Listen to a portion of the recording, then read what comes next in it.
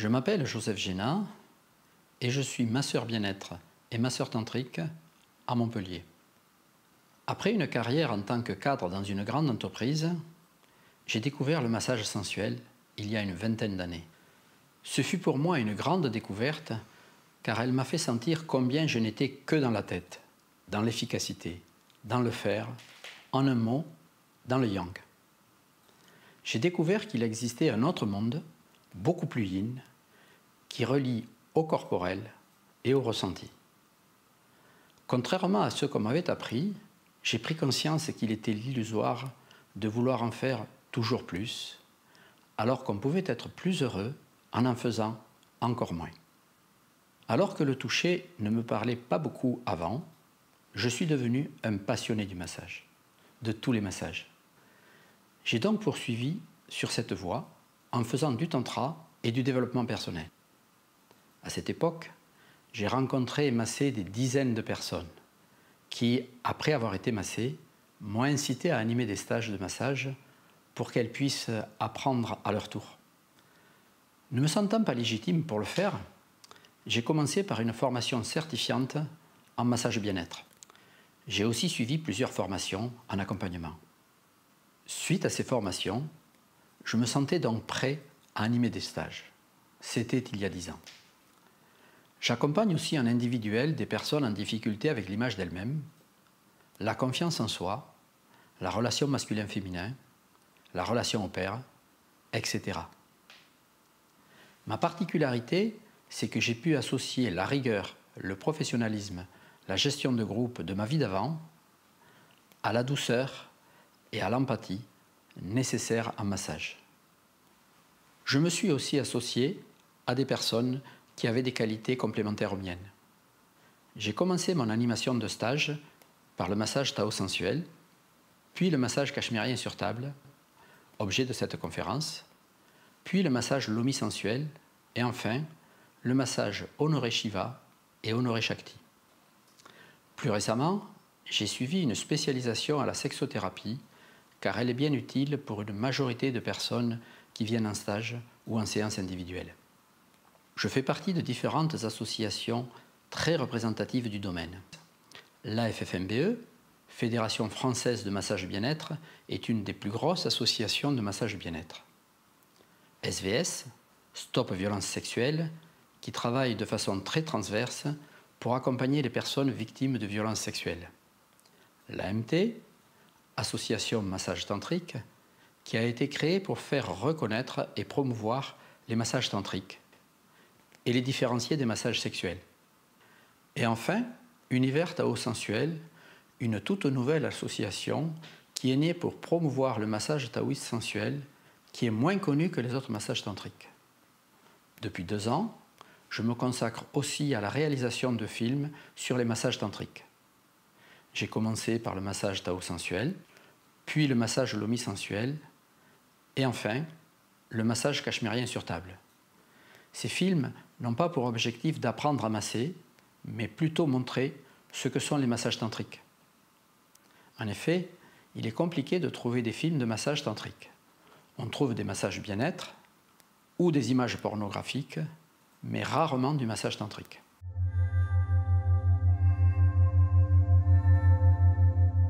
Univers Tao Sensuel est une association qui a 2 objectifs. Le premier est de faire connaître et de promouvoir les massages tantriques, et en particulier le massage taoïste sensuel. Le second est de créer du lien, du soutien entre les personnes que nous avons formées et qui s'installent professionnellement. Le public pense savoir ce qu'est un massage tantrique. Or, un massage tantrique est souvent intuitif et donc différent d'un masseur à l'autre, voire d'une fois sur l'autre. Il est donc difficile de le caractériser précisément.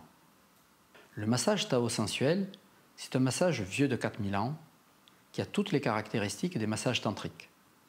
La lenteur, la légèreté, la circulation de l'énergie, le massage éventuel du corps dans son intégralité. Il suit un protocole et on peut donc le caractériser. Comme il est moins connu, Univers Tao Sensuel a pour rôle de le faire connaître. Univers Tao Sensuel va mettre en commun des moyens de communication pour mieux faire connaître ce massage et soutenir ceux qui le pratiquent. Le massage Tao n'étant pas le seul massage que nous pratiquons, Univers Tao Sensuel va aussi se consacrer au massage Lomi sensuel, au massage Honoré Shiva, au massage Honoré Shakti et au massage cachemérien sur table.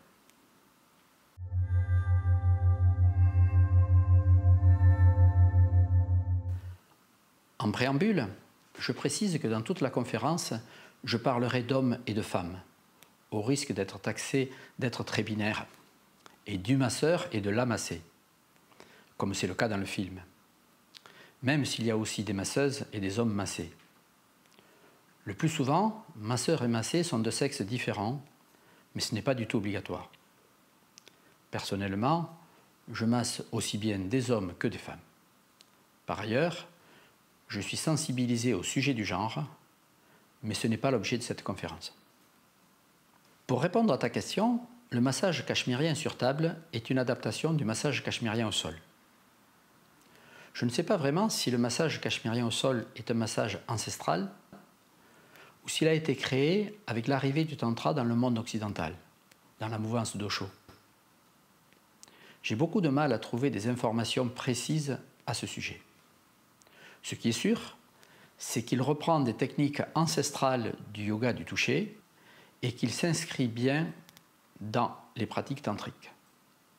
Mais la dimension du plaisir du toucher et de la sensualité sont beaucoup plus mises en valeur en Occident que là-bas. Une personne venue du Cachemire me disait récemment que ce massage ne se pratique pas du tout là-bas. Pas plus, par exemple, que le massage suédois ne se pratique en Suède. Aujourd'hui, dans presque tous les stages de tantra qui intègrent du massage, il y a du massage cachemérien au sol ou un massage qui en reprend au moins les positions s'il n'en reprend pas le nom. Le massage cachemérien est un massage tantrique. Donc, comme les autres massages tantriques, il est sensuel, lent, léger et enveloppant. Il fait circuler l'énergie dans tout le corps et éventuellement, il intègre le massage des parties intimes. Contrairement aux autres massages tantriques que je pratique, c'est un massage avec un contact masseur-massé de tout le corps. Le masseur et la massée sont presque enlacés. C'est beaucoup plus charnel que le massage Tao par exemple. Comme dans tout massage tantrique, on va solliciter l'énergie vitale. Je rappelle que l'énergie vitale, qu'on l'appelle Chi, Kundalini ou autre, c'est avant tout notre énergie sexuelle. Mais parler d'énergie sexuelle est différent de parler de sexualité ou de passer à l'acte sexuel. Par ailleurs, un massage tantrique se différencie d'un massage érotique ou sexuel parce qu'il n'y a pas de recherche d'excitation, ni de happy end de quelque nature que ce soit. Ce massage va faire monter l'énergie et la diffuser dans tout le corps. Le toucher est assez plein, assez contenant, un peu comme un massage californien, mais en plus lent et plus léger. À l'origine, le massage cachemérien se pratique au sol, mais je le pratique sur table.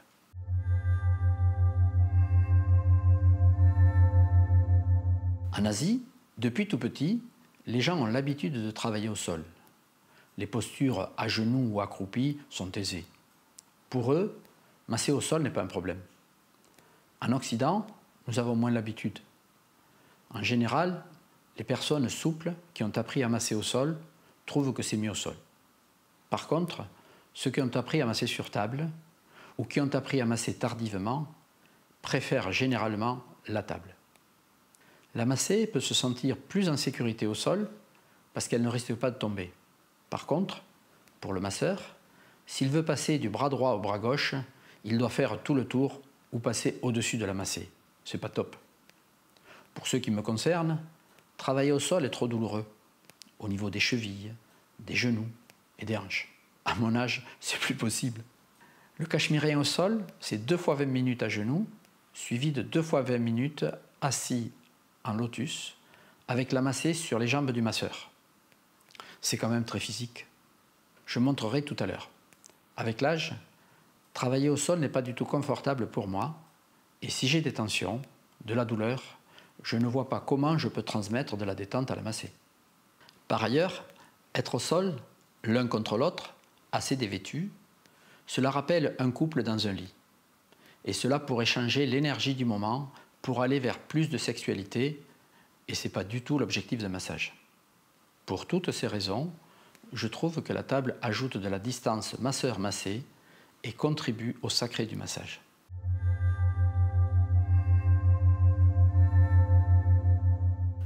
Le massage cachemérien est composé de 4 étapes principales.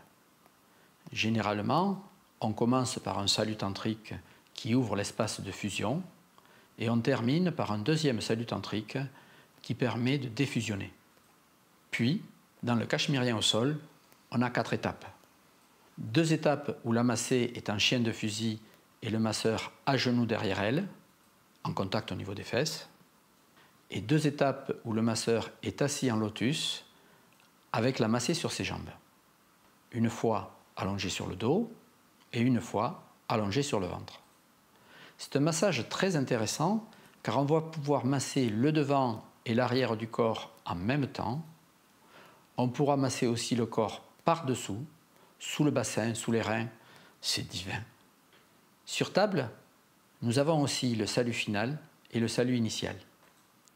Les 2 positions de la massée en chienne de fusil, mais cette fois sur la table et le masseur est debout derrière elle, en contact au niveau des fesses. L'étape avec la massée sur le ventre a été supprimée. Nous verrons que même au sol, elle n'est pas très pratique. Pour l'étape avec la massée sur le dos, le masseur monte sur la table, il laisse pendre une jambe de chaque côté de la table et c'est très confortable. J'ai ensuite rajouté une étape de redescente de l'énergie qui me paraît obligatoire dans un massage tantrique. En fonction du gabarit du masseur et de la massée, vous choisirez une largeur de table adaptée. Une table à 60 cm de large est plus confortable pour le masseur. Nous allons maintenant voir ce que ça donne en réel. Alors voici la première étape sur le côté. La massée est en chienne de fusil, elle est soutenue. Le masseur est agenouillé derrière avec une jambe contre son dos et une jambe contre sa cuisse. Voilà, dans cette position, on va pouvoir masser la personne jusqu'à la tête d'un côté et jusqu'au bout des jambes de l'autre. Voilà, l'inconvénient de cette position, c'est que pour le masseur, je suis à genoux.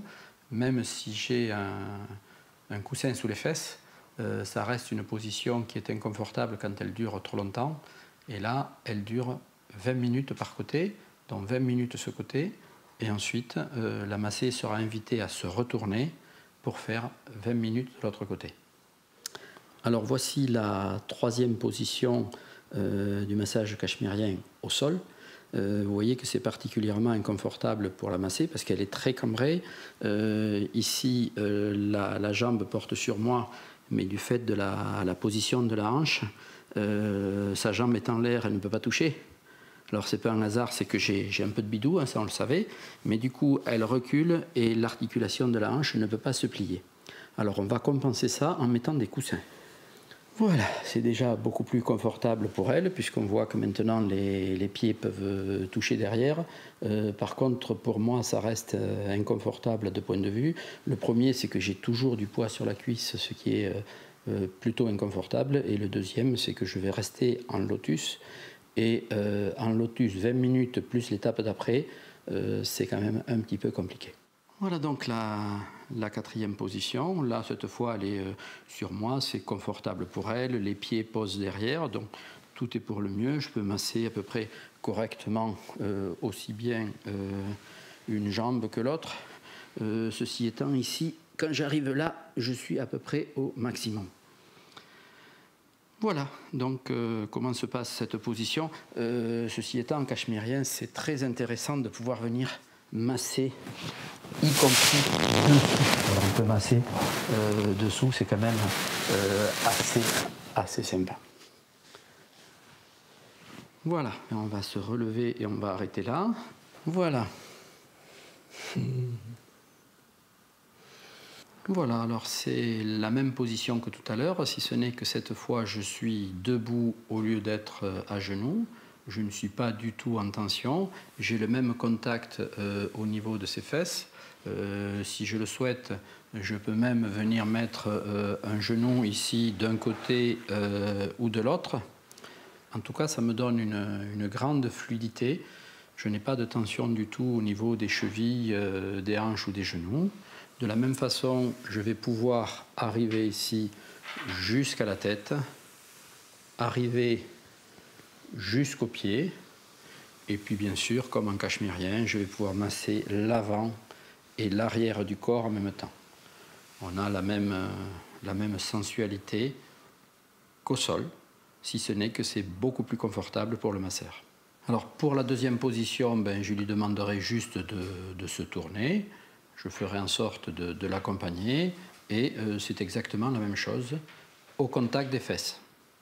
La troisième position, on a vu tout à l'heure qu'elle était particulièrement inconfortable même au sol, donc j'ai décidé de la supprimer. En fait, on fera un massage beaucoup plus global de tout le corps, mais sans chercher à être sous la massée. Et maintenant, nous allons voir la quatrième et dernière position. Voilà, donc pour la quatrième et dernière position, je vais lui demander de s'allonger sur le dos. Donc j'enlève les coussins qui sont devenus inutiles.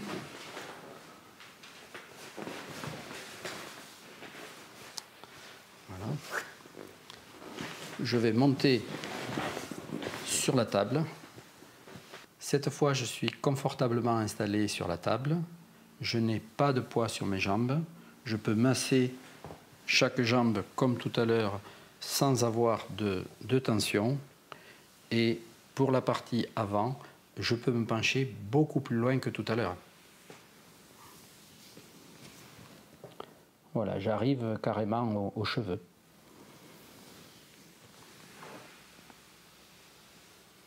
De la même façon, je vais pouvoir ici, et c'est encore plus facile, masser tout le dessous du dos, la fesse.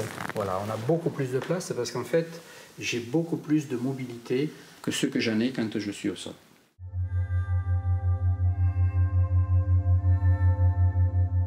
Alors, un massage tantrique, c'est un massage qui fait monter l'énergie, qui la diffuse, puis laisse au corps le temps de l'intégrer. Personnellement, j'aime aussi les massages intuitifs, mais quand on a peaufiné un protocole, qu'il est bien structuré, qu'il marche bien, c'est dommage de s'en priver et d'essayer de réinventer l'eau tiède à chaque massage.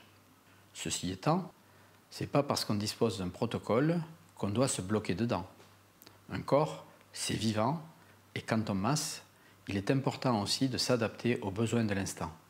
Protocole et adaptation aux besoins du moment ne sont pas du tout antinomiques. Pour revenir au protocole, j'ai fait comme à chaque fois que je travaille sur un protocole nouveau. J'ai procédé par étapes successives pour arriver à un enchaînement optimisé. J'ai créé une première version en partant des étapes des massages au sol que j'avais apprises par plusieurs formateurs. J'y ai aussi intégré un bon nombre de gestes que j'aime et qui vont dans le sens de la sensualité et de la circulation de l'énergie. En tant que technicien du massage, je me suis rapidement aperçu qu'il y avait des adaptations techniques à faire pour la table et je les ai faites. Après ce travail théorique, j'ai massé Claudie Morisot, qui a un ressenti énergétique beaucoup plus fin que le mien. Et là, elle m'a dit « Mais là, il y a ça qui ne va pas du tout. Tel geste fait aller l'énergie par ici, et le geste suivant me perturbe complètement. » Nous avons donc pris en compte toutes ces remarques au cours de plusieurs massages successifs. Après plusieurs massages, nous avons enfin un massage avec une circulation d'énergie optimale et qui garde l'esprit du massage cachemérien au sol, ses positions et son aspect charnel. À ce moment-là, Claudie a essayé de me masser en appliquant le protocole mis en place précédemment. Et là, elle me dit « Mais c'est pas possible, ta jambe est trop lourde, je ne peux pas la soulever, ou je ne peux pas monter sur la table, etc. » On a donc repris tous les gestes qui lui posaient problème et je me suis aperçu que pour ne pas forcer, j'avais des techniques de masseur que j'utilisais de façon automatique, que je n'avais pas jugé utile de lui expliquer. J'ai donc décomposé et adapté et expliqué chaque geste. le massage est devenu très facile à donner dans la fluidité, la sensualité et sans fatigue.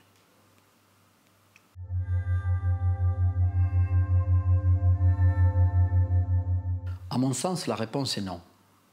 On ne peut pas faire deux choses à la fois. Soit on masse, soit on regarde le film. Pendant qu'on masse, le film avance et on en loupe la moitié. Pendant qu'on regarde le film, on est complètement coupé du massé. Donc c'est difficilement possible sans travail complémentaire. En fait, le film a été conçu pour deux populations. Une population qui ne connaît pas du tout ce massage et qui souhaite le découvrir. Je suis filmé pendant 1h30 sous plusieurs angles. Le film a été conçu pour donner une idée assez précise du massage, avec la voix off qui donne des informations très succinctes mais très claires. Ce film sert aussi à ceux qui ont appris le massage en stage et qui pourront s'y reporter. On dit souvent qu'une bonne formation permet de retenir 15% du contenu. Donc, ce film permet de rafraîchir, de préciser tous les gestes vus en stage et ainsi de mieux intégrer ce qui a été vu en formation. Ce film n'est pas un support de formation, même si certaines personnes penseront connaître ce massage juste en regardant le film plusieurs fois. Plusieurs ont essayé, mais je ne garantis pas le résultat.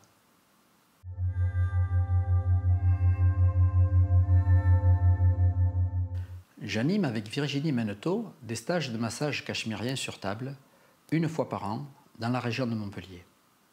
Mais nous n'utilisons pas le film. Nous avons des outils beaucoup mieux adaptés. Le protocole fait une centaine d'étapes. Nous avons donc créé des outils qui permettent d'avoir la bonne info, au bon moment, sans avoir besoin de se connecter au mental pour retenir ce qu'il y a à faire. Ainsi, le masseur est pleinement dans ses mains et en connexion avec la massée. Pour cela, nous utiliserons un diaporama où chaque étape est représentée par une belle photo avec le masseur, la massée et une signalétique simple qui indique les mouvements à effectuer. Dans la salle, nous avons plusieurs écrans qui nous montrent à chaque instant l'étape où nous en sommes. Quand je parle de cette méthode à d'autres masseurs plus dans l'intuition, ils disent « Quelle horreur! Suivre une télé pendant qu'on masse? Mais ça doit couper du massé !» En fait, c'est le contraire. Quand on n'a pas à se poser les questions « Qu'est-ce que je fais après ?» ou « Qu'est-ce qu'il a dit? Je ne me rappelle plus », eh bien, on peut être beaucoup plus dans ses mains et beaucoup plus présent au massé. C'est un support pédagogique qui a fait ses preuves. Tous ceux qui ont essayé en redemandent et tant que le massage n'est pas complètement acquis, ils sont bien contents de s'en servir. Surtout que le diaporama est donné aux stagiaires en fin de stage. Voilà comment est fait le diaporama. Chaque diapositive nous amène au bon moment les informations dont nous avons besoin. Voici un exemple de diapositive où il y a le titre, l'étape en cours, l'étape précédente, l'étape suivante, sa durée et le défilement du temps. Ainsi, en réel, quand la diapo est finie, on passe à la suivante. Chacun de nous a une approche cognitive différente. Certains sont plus auditifs, d'autres plus visuels et d'autres plus kinesthésiques. Ainsi, ceux qui sont auditifs retiendront surtout mes explications, ceux qui sont visuels retiendront les photos du diaporama et les kinesthésiques apprendront en massant et en étant massés. Donc, il y en a pour tout le monde. Et en repartant du stage avec le diaporama, on peut se replacer dans l'univers de la formation très facilement. Bien entendu, le film peut venir compléter s'il y a une étape qui a été moins retenue. Nos stages sont faits pour apprendre ce massage et on apprend vraiment à masser. Mais ce sont aussi d'excellents moments de développement personnel. On y travaille le respect de soi, le respect de l'autre, le savoir dire oui, le savoir dire non, la connexion à son corps, la confiance en soi, la relation à l'autre et en particulier la relation masculin-féminin, la réparation aussi pour les personnes ayant subi des traumas. Nos stages sont en parité homme-femme.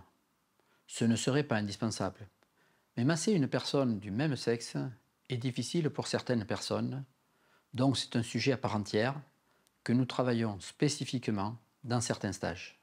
On ne peut pas tout faire à la fois. À mon cabinet, je masse aussi bien les hommes que les femmes, sans distinction de sexe ou de genre. Pour animer ce type de stage, nous sommes systématiquement à deux avec Virginie Menneteau, donc un homme et une femme. Cela me paraît très important. Quand une personne a besoin de gérer une émotion qui est montée, selon le cas, il sera plus facile pour elle d'être soutenue par un homme ou par une femme. Pendant ce temps, l'autre animateur s'occupe du groupe. En fonction du nombre de stagiaires, nous prenons aussi un assistant ou une assistante qui connaît bien le massage. Nos groupes ne dépassent pas la vingtaine de personnes pour pouvoir être disponibles pour chaque stagiaire. Voilà, nous avons d'excellentes conditions d'apprentissage.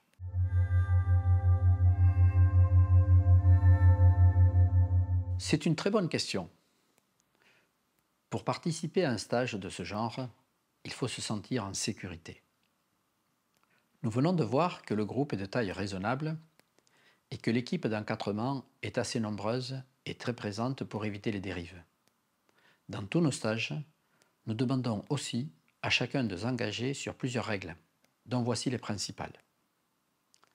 Le respect de soi et le respect de l'autre. Cela veut dire qu'à aucun moment, on n'obligera une personne à faire une chose qu'elle n'a pas envie de faire. Mais encore faut-il qu'elle se respecte.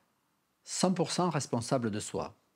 Chacun est invité à estimer où il en est à tout instant et à se manifester s'il y a un problème. Personne ne peut le faire à sa place. Le consentement explicite et son respect sont des règles absolues. Respect de la confidentialité. Tout ce qui se passe dans le stage, qui était présent, qui a dit quoi, qui a vécu un moment difficile, etc., ne doit pas sortir du stage. Ainsi, chacun peut se lâcher en confiance et vivre ce qu'il a à vivre. Imagine si ton voisin ou tes collègues de bureau avaient connaissance d'événements très intimes te concernant. Ce serait inacceptable. Le respect des consignes. Si je demande de passer à droite du nez, tu passes à droite du nez, pas à gauche, et encore moins dessus. Je parle du nez, mais il en est de même pour le sexe, bien entendu. Tu dois aussi oublier tout ce que tu connais d'avant, parce que la personne qui est entre tes mains est venue et a payé pour recevoir un massage cachemirien sur table. Pas un massage truc-muche que tu trouves vraiment super. Pas de passage à l'acte sexuel ou violent, bien entendu. Par ailleurs, nous utilisons aussi les accords Toltec. Quoi qu'il arrive, ne pas en faire une affaire personnelle, ne pas faire de suppositions, avoir une parole impeccable et faire de son mieux. Toutes ces règles paraissent évidentes, mais elles ne sont pas toujours faciles à respecter et nous y sommes très vigilants. Pour revenir sur le respect de soi, j'utilise souvent l'image du tapis magique. Imagine un tapis qui ferait 2 mètres sur 2 et qui représente ta zone de confort. Ce tapis est bordé de franges de 50 cm. Et ce tapis est posé sur la mer. Si tu restes toujours au milieu de ta zone de confort, à force de piétiner, le tapis va finir par s'user et tu vas passer au travers. Il faut donc essayer de sortir de la zone de confort. Mais si tu vas trop loin et que tu as présumé de tes forces, tu vas couler. La proposition est donc d'aller sur les franges du tapis et là, il y a 2 solutions. Soit c'est pas confort du tout, tu t'accroches à une frange pour revenir sur le tapis, donc c'est sécure, Soit c'est pas aussi difficile que tu l'avais imaginé, c'est OK pour toi, eh bien, le tapis magique va tisser ses franges sous tes pieds pour agrandir ta zone de confort. Bien entendu, d'autres franges vont pousser pour la prochaine fois. Ainsi, chacun va définir quelles sont ses limites, les limites de son tapis, et va pouvoir l'agrandir à chaque fois en se respectant.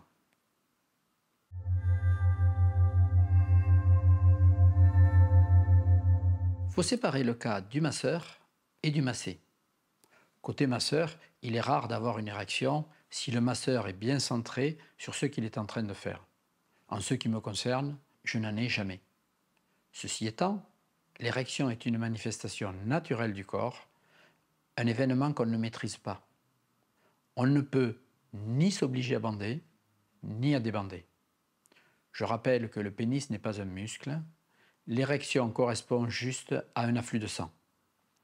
Il est donc aussi normal qu'un massé ait une érection ou qu'il n'y en ait pas. Tout est OK. On ne doit avoir ni jugement, ni culpabilité.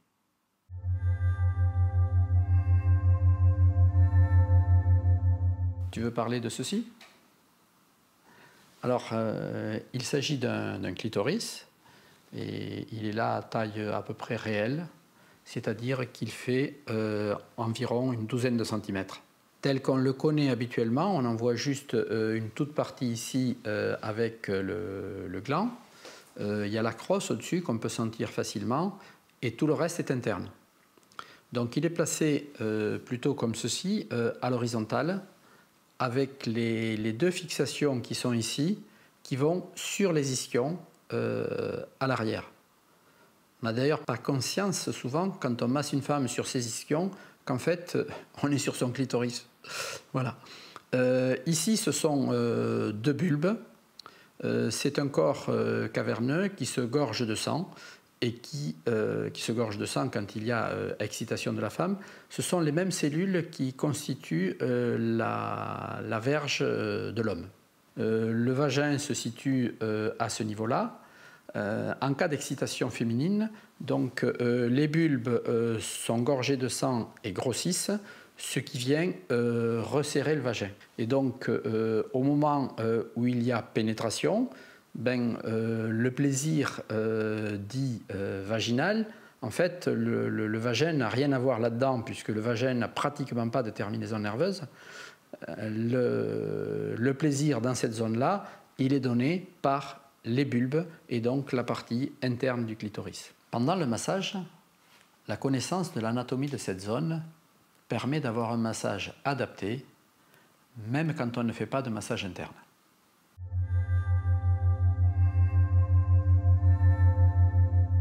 Voilà, vous l'avez compris, le massage cachemirien est un massage tantrique, très charnel et très agréable à recevoir comme à donner.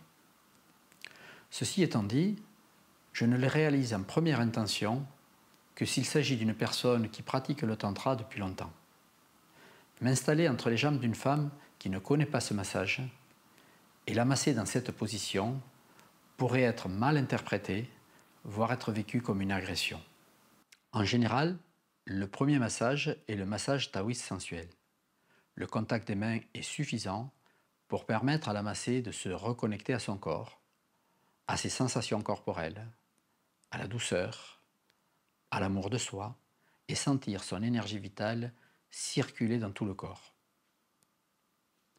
Une fois ce travail fait sur plusieurs séances et la confiance installée, le massage cachemirien va permettre un voyage dans d'autres dimensions, et en particulier celle de la relation au plaisir corporel.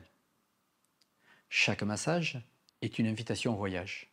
D'ailleurs, juste avant chaque massage, je souhaite à ma cliente un bon voyage. Merci pour votre attention et à bientôt pour découvrir d'autres massages.